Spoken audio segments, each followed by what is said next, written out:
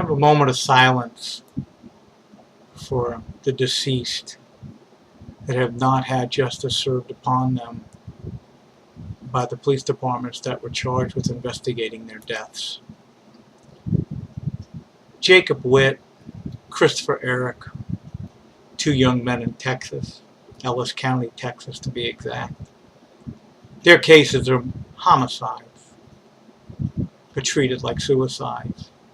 And on top of that, the prosecutor there, Patrick Wilson, and the sheriff there, Brown, have completely disrespected the families in the sense they will not provide the paperwork, photographs, and other crime scene evidence that would help support the case of homicide. Why? Is it statistical? Did they make a mistake to begin with and now they're too proud to go back? Let's talk about Molly Young, Carbondale, Illinois. Young lady, full of life, dead in her boyfriend's apartment with a gunshot wound to her head. He claims he didn't hear the gunshot go off. Really? A .45 caliber pistol with a trajectory into her head that doesn't match a suicide at all?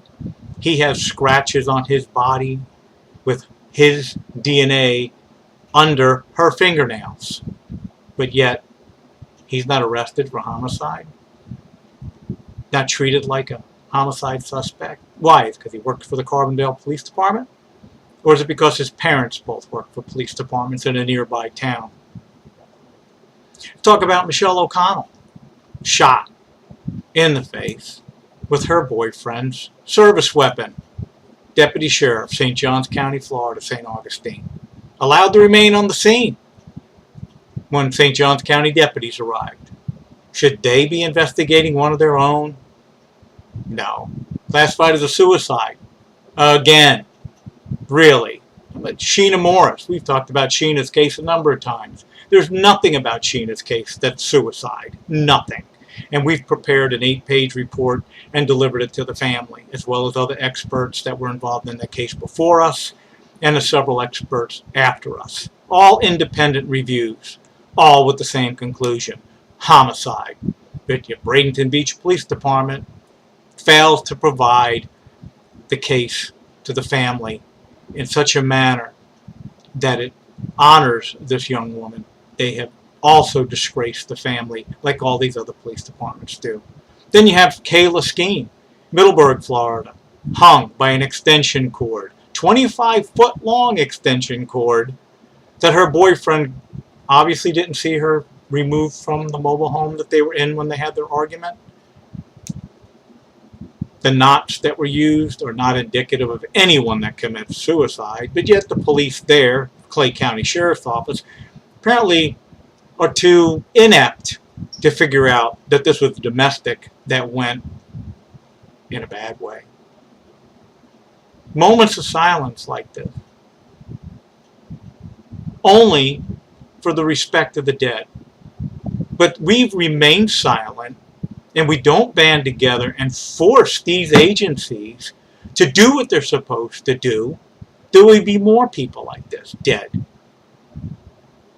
and their cases classified as suicides. Is that fair to your families out there?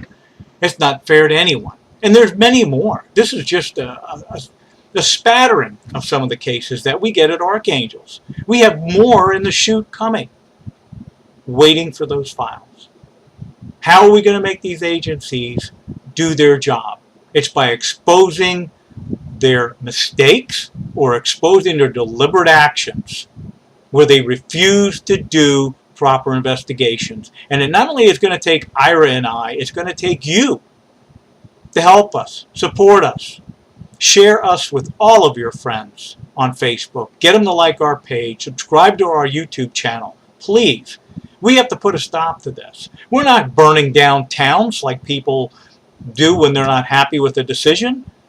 We're both intelligent men with over 80 years of experience, and we depend on you, intelligent people out there that pay taxes, that are sick and tired of the treatment that people get by law enforcement, improper treatment by law enforcement, dishonest law enforcement officers, and dishonest investigations. It has to stop, and it has to stop now.